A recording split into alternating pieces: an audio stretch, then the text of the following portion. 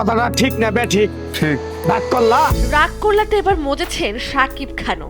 সামাজিক যোগাযোগ মাধ্যম ফেসবুকে হঠাৎ করেই ভাইরাল হয়ে উঠেছে কি রাগ করলা ডায়লগ, যা নিয়ে নেটিজেনদের মধ্যে তৈরি হয়েছে ব্যাপক আলোচনা, মিম ও স্যাটায়ারের ঢেউ।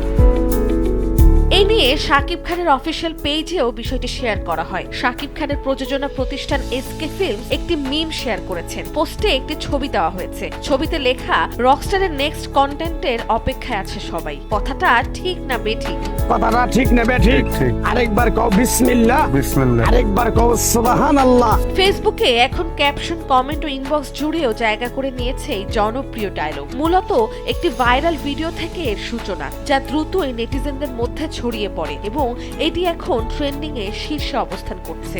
কথাটা ঠিক না বে ঠিক ঠিক ঠিক রাগ করলা। ভিডিওতে দেখা যায় শহরের ব্যস্ত রাস্তায় এক গণক এক যুবকের ভাগ্য ব্যাখ্যা করতে গিয়ে বারবার রাগ করলা ডায়লগটি ব্যবহার করেন, যা দর্শকের মধ্যে ব্যাপক হাস্যরস সৃষ্টি করে এবং মুহূর্তেই তা ছড়িয়ে পড়ে অনলাইনে। এতে অনেকেই মজা পাচ্ছেন এবং তা ক্রমাগত চলছে।